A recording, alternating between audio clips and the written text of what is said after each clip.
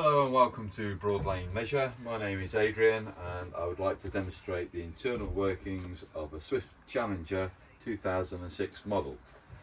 This is the 2-berth variant that we have here, but this video will cover all of the variations that Swift produce on the Challenger range on the 2006 model range.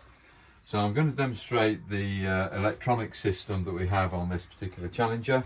It's made by Nordica Electronics. This is the consumer unit, and this is the 12-volt distribution part of their consumer part. On the mains, which is all this lower section, we have a trip button here that we can press in, and it should trip out, as you can see, the main supply. That is the correct, and all I'll ask you to do is, if you can establish that first, do put the lever back up in its upright position. And anybody using mains electrics will be perfectly safe if that trip does do that.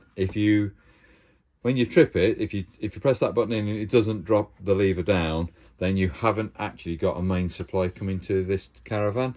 But I've just shown you what it should do if you have got mains here at present. And then these three fuses here are called miniature circuit breakers. I say fuses. A fuse you blow and you have to remove and put a new one back in. On this particular item, it's resettable, so it drops down like so. Take off the offending appliance which has caused it to trip and turn it back on again. These are MCBs, miniature circuit breakers, and just on this little face panel here, it will just tell you as to what the MCB 1, 2 or 3 does by the wording there.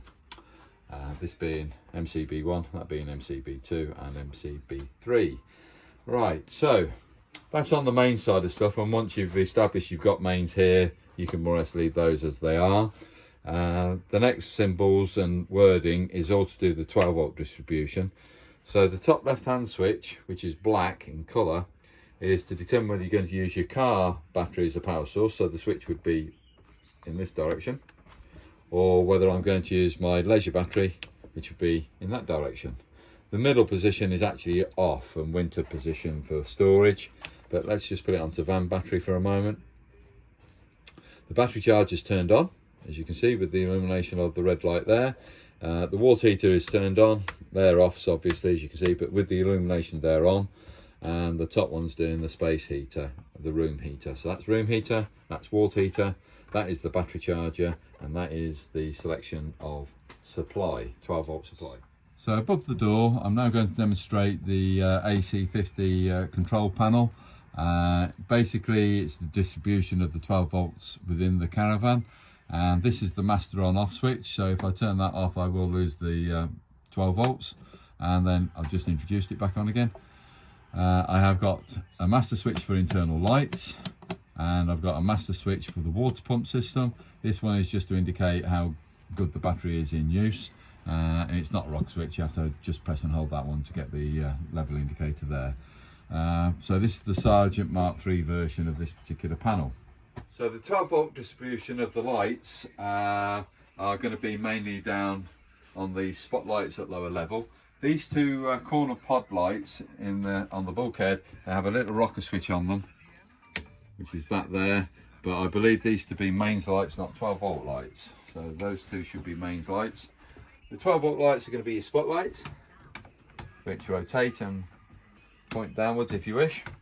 And there's 4 of those, 1 in each corner of the seating area.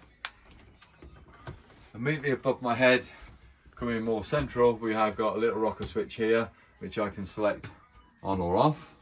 And this has got a twin bulb filament here. They're both halogen bulbs. These are not LED or tungsten. They're an actual halogen bulb. When you want to replace a bulb, should one have blown, you have to remove these 3 screws here. The lens drops down, and that will gain you access then to the halogen bulb. Coming more centrally, just to the door area, we have got an entry light, and again it's just a rocker switch to turn that one on or off. Yeah, and we have a pull cord which gains access to the toilet compartment lights.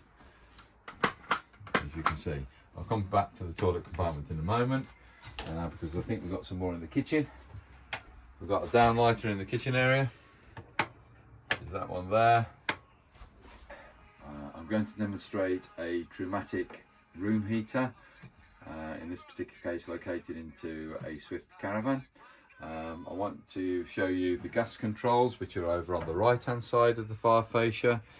This is the blown air controls on the left hand side of the fascia. That's a 12-volt fan, and we have two more dials up here. I'm looking for the ultra heat, which is this lower one here, which is to work the heater from mains electric. So that's mains that we're seeing here, that bottom section. The gas supply is on the top of the fascia, and the blown air is on top of the fascia as well. One's on the right, one's on the left. The ignition system, when you come to operate this on gas, is automatic. As soon as I start to press the valve down and rotate it, you could hear a ticking in the background, hopefully. And that's the igniter trying to ignite. I'm going to now press the valve down. That allows the gas to flow through. And providing the ticking's gone off, I know it has ignited the flame, but visually you can actually, I can see the flame. Bear with me. I'm going to try and bring the camera to a point where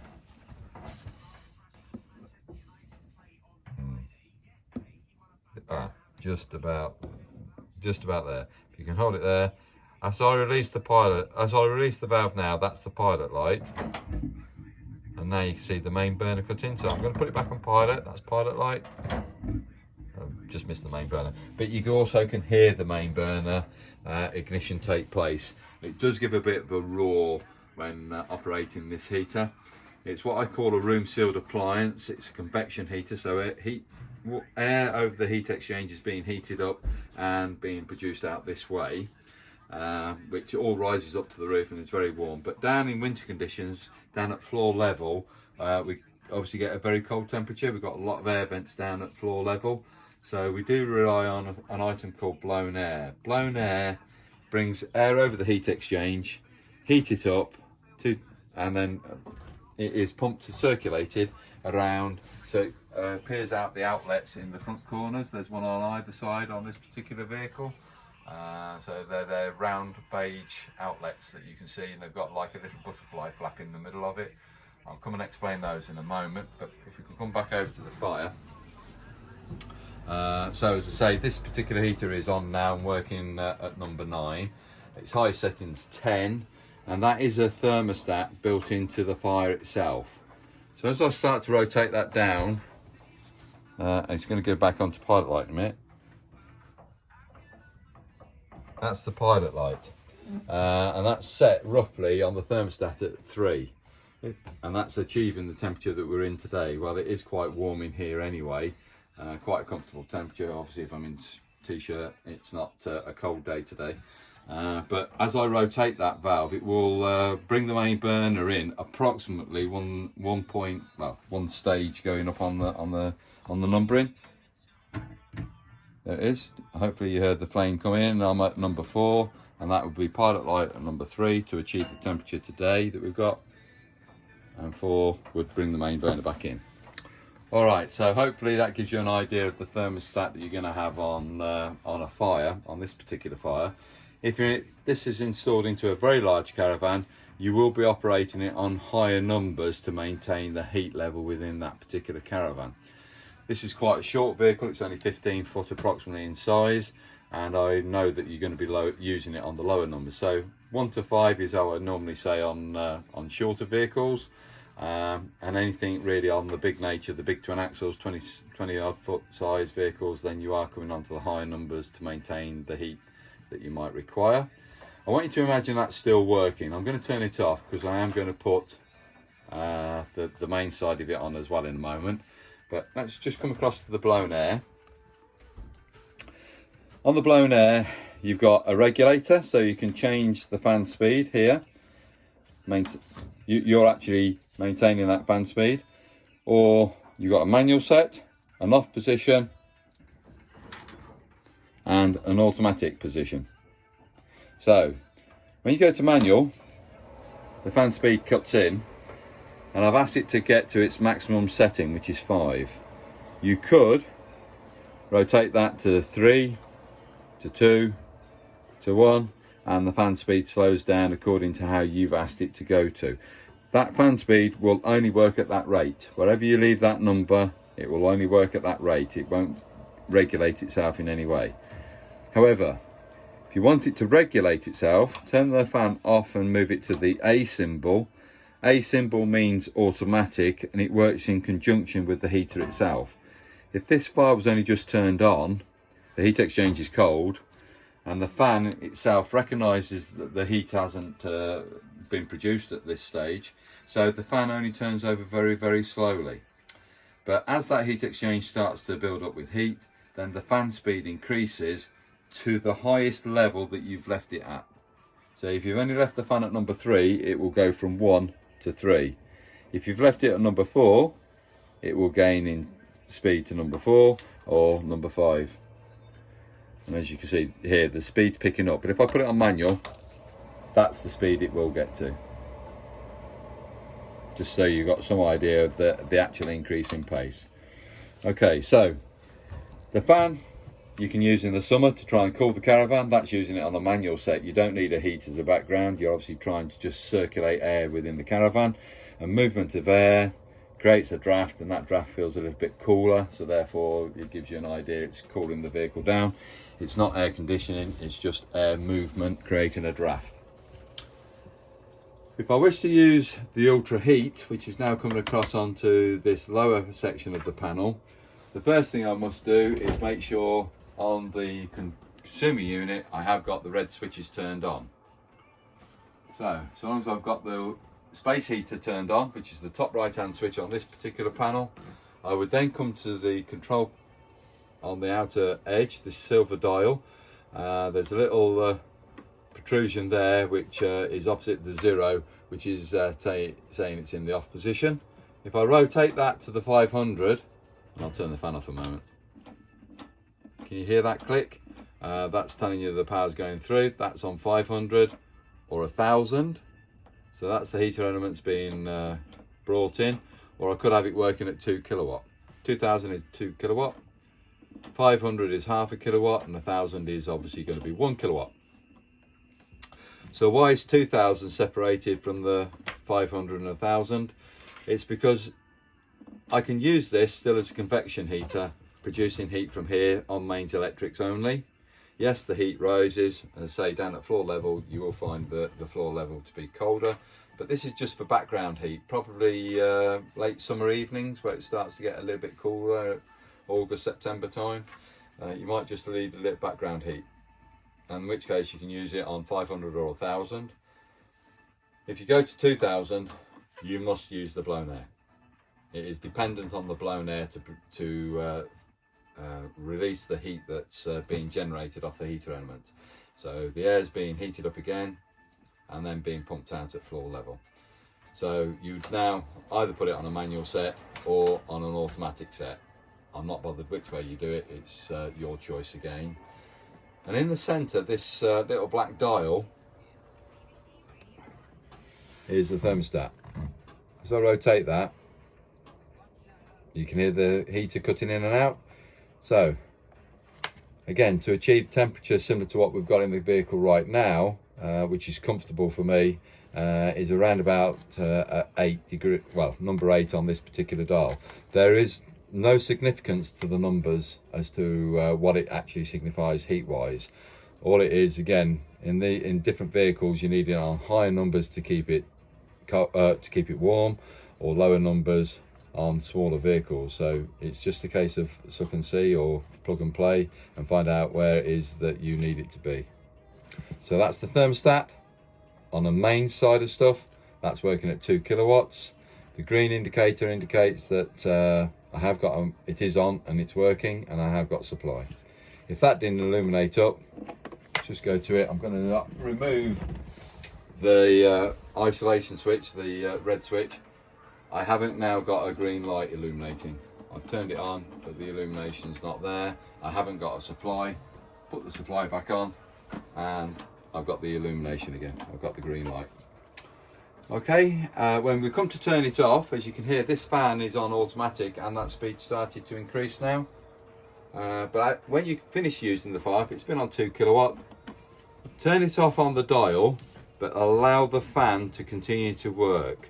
It needs to cool down the heater elements themselves. Residual heat on this heater will cause it. If I turn this off and the fan straight off, there's going to be potential residual heat on the heater exchange on the elements, and it will cause it to trip out. So next time you come to use it, it will not work. There are resets, but something else I'll probably cover on another video at a later stage. Thank you for listening. That's the use on a Trumatic heater. I'm going to demonstrate now another Thetford refrigerator. At the moment it is on and it is working from a main supply, and we've asked it to get to its coldest setting on this particular model. To turn the refrigerator on or off, we're coming to this little rectangle switch here, and all you're doing is pushing it in and holding it till either it comes on live or it goes off. When I do turn it on again, so obviously I've just removed the supply, let's turn it back on. I get a little blue light appear in the middle of the word Thetford on the 0 or the O of Thetford, and I now go back to what it was originally working from. So the mains is on and it's working at coldest level settings. Right, if I want to change this selection of supply, if I press the round button in on the left hand side twice, the first time is to illuminate it to ask it to move, and the next one is to get it to move. Now that's working on battery. That battery is really for when you're in transit mode. When you're on static, i.e. on site, you'll either use it on mains or gas. You won't use it a supply coming off your tow vehicle. So I've now asked it to work off gas, and I'm not having to press any of the dials or buttons in here. It's an automatic selection. It will automatically try to ignite. And providing I don't get a flashing blue light and a spanner symbol down here, that refrigerator is working from gas. I might want to change the thermostat level depending on the temperature of the day. So I'm now going to go into it again. So I'm pressing the button twice. The first time to ask it to make a change, and the second time to physically make that change. As you can see, the higher up the gradient I go in, the colder the refrigerator is selected to cool. That being medium, could be for autumn use. The lower numbers down here, for instance, are going to be for winter use, and obviously south of France and summer temperatures, then you need it on the highest gradient showing for it to be at its coldest setting. So let's just go back to refer back to mains electrics. Press it twice, once to ask it to change. Second time I press it, it's now changed to mains. Let's go to the battery. I've got a failure. I've got a flashing blue light. If I was to look up on the manual what that failure refers to, i.e. 10 and a spanner, it's going to say that I haven't got a tow car present, or the engine of the vehicle has not been turned on. Therefore, the supply is not coming through to the caravan. That's purely what that's referring to. So that's an error. Let's go to a different source. I'm back onto the gas. It's back and up and running. So this is the travel catch. You just pull the lever back slightly, it raises the catch up. You can see the little hook there on the edge, and the fridge door is open. And obviously there is an illumination. There's a magnetic switch here which recognises when the door's in a closed position. You can see it opening and closing and turning the light off. For ventilation purposes, this is for storage. You would just open up the lever latch, pull that little section round, and in the corresponding part of the latch there's a hole which allows that to go in. Keeps the light off, but it keeps the door ajar and stops mildew and the smells from building up in there. Keeps it well aired over the winter periods. So that's what you do for winter period when it's not in use, and then normally just obviously transit sealed up like so. When you finish using the fridge, press and hold the button, off it goes. Okay, thank you very much. Hi, this is a brief demonstration of a stove's oven. In this particular model we have got an electric ring, and moving from there we also have 3 gas rings of variable sizes. So for when we come to operate and ready for use, I am going to just come to the valves, but I am just going to come to this particular item here. This is the glass cover that goes over the cooker, but right on the back wall it says, or right down on this bottom edge here, it says, I'll read, caution, glass lids may shatter when heated. Turn off all burners before shutting the lid. The raised lid will become hot when the cooker is in full use. For added protection, gas and electric shut-off devices are fitted. The cooker will only work when the lid is raised. One of the safety features is this gas shut-off, which is located on the switch at the back here underneath. Just make sure that lid is fully raised when you are going to use the cooker, and you should get full functions available to you. So we're going to come to the electric, which is this ring on the back left hand corner, and I'm going to operate it. I could go straight to number 6 if I wish to, or I could rotate it to number 1, and yes, heat's coming through that. You're just going to have to believe me. I'm not going to melt my glove and I'm not going to burn my hand. So yes, that's already operating. On the gas side of it, turn it to the full flame, strike the Piezo Igniter, and this has operated this small burner ring here, and you got high and low. And I'm going to come over to these 2 valves on the right hand side, which are going to operate the further 2 gas rings. There we go, both ignited, just a few seconds with the valves depressed, release, they're on, lows, they're on, highs and off. So the 2 central valves are going to be for your grill and for your oven. The grill is the one signified with this little zigzag. That's going to be the grill valve, and then this one is the oven valve indicated by the solid dash underneath. Rotate the grill valve to its highest setting, press the valve in, press the piezo or electronic ignition, and away the flame ignites. This one has got a fixed grill handle, as you can see. You can't remove that particular one, so I'm just going to put that down on the floor for a moment. Hopefully you might be able to see a reflection or see the flames.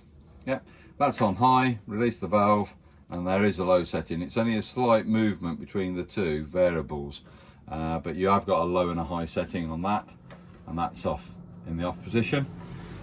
So the grill pan can travel in here for transit, or you might want to put it into the pan storage area. I'm going to demonstrate that after I've done the oven. So I'm going to lower the oven door down. Going to come to the valve for the oven, turn it right round to number 9, press the valve in, strike the electronic ignition, and it is going to come through with gas in a second. I've just got to give it a bit more encouragement. There we go. And the flame has ignited. Again, just count a few more seconds, release the valve, and if the flame stays on, we're up and running. Just close the oven door for heat to build up into the oven, for then the regulator to work. So we've got a variable from 9 to half, and that's needs the oven door to be closed for that heat to build up to regulate itself accordingly to where you leave the setting. Around there for off is off. When you are using the grill or the oven, you do have to have the glass lid raised. The heat from the oven and from the grill is expelled at the back against the glass lid. When I was reading the wording, it was meaning that yes, that glass lid can get hot because the heat is exhausted via that glass lid area. So just be aware, it will get warm when the grill or the oven is in use, and that's a natural thing. So I'm just going to move down now to the pan storage area, and it tells you what you've got to do. You've got to press it to open. So there's the catch. Press it to open. You've also got to press it to close it. So it is glass, you are pushing against it, just be careful with it, and that's how you open that up. And then just on this side, I just want to point out there is a main socket and plug here. This plug here is so that the the electric ring works on that plug and socket arrangement. If you do catch the lead or you knock the plug out, that electric ring now will not work. Okay, so that is the plug and socket that gives you supply up to that electric ring. 1. That's 3, 2, 1. Just crack on. And I'm just about to demonstrate the Ultra Store Trimmer Ultra Straw. That's a big mouthful. Trimmer Ultra Store water heater. The Ultra Store unit itself is located into the front offside bed box. Unfortunately, I haven't exposed it, but it's literally underneath this corner cushion down here. That's where the water heater cylinder is. Obviously, we've got taps and we've got to get running water through. So I may as well do that for you first, because before we turn the boiler on, we should actually make sure we have got running water. So the first thing I'm going to do is make sure I've got a barrel of water outside and connect the pump into that barrel. You drop the pump into it, it's a submersible water pump. It's a little small square block connection that comes into the side of the caravan, and then you would come inside, make sure you've turned the water pump symbol on, and you come across to the tap and you open up the tap on a cold setting. Once you've got a nice steady flow of water like we have right now, that's that direction, sorry, that's cold. Once we've got a nice steady flow of cold water flowing out the cold side of stuff, if I can just draw your attention to the panel, I said there'll be a small LED green light that illuminates. That's telling me the pump run light is on. If I now turn that off, the pump now has gone off. Okay, so I'll just do it again, I'll turn it back on again. On and off. Yeah. So there's a visual indication that you've also got the pump running. Once I've got a flow of water through the cold side, I would then introduce it onto the hot to get a flow of water out the hot side as well.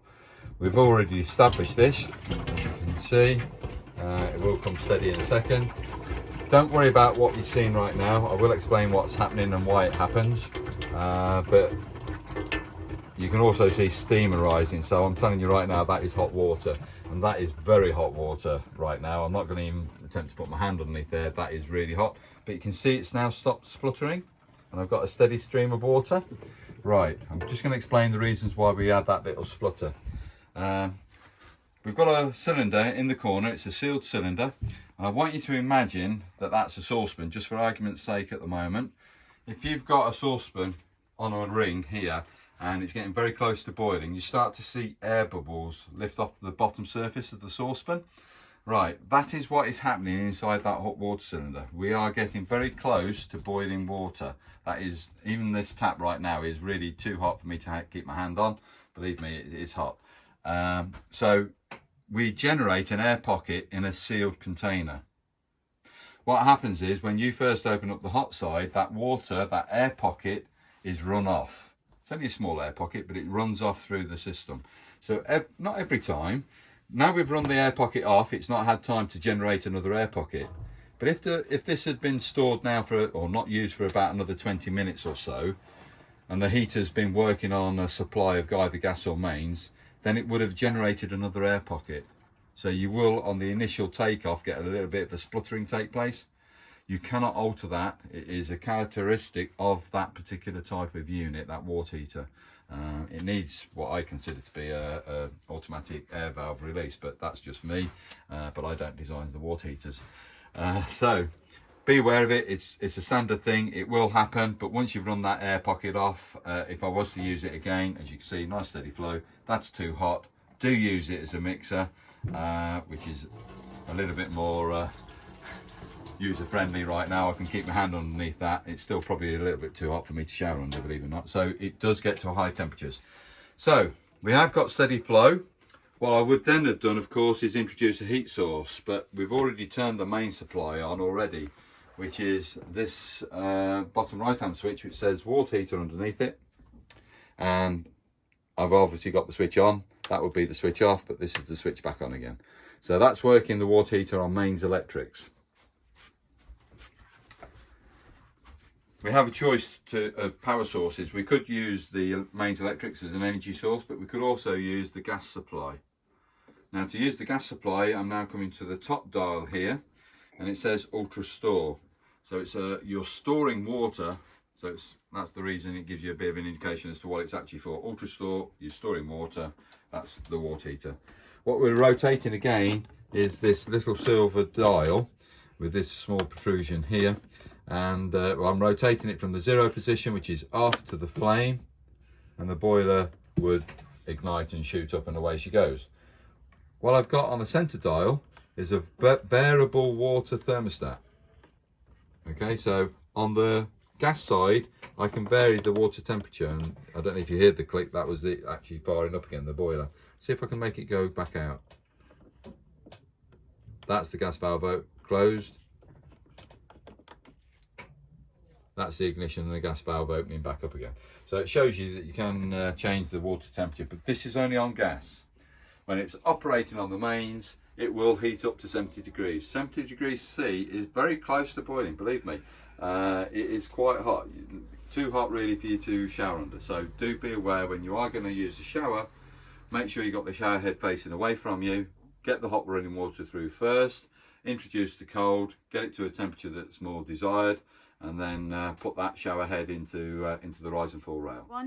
So I'm going to demonstrate the Omni Vent. This is one of the original variants of the Omni Vent.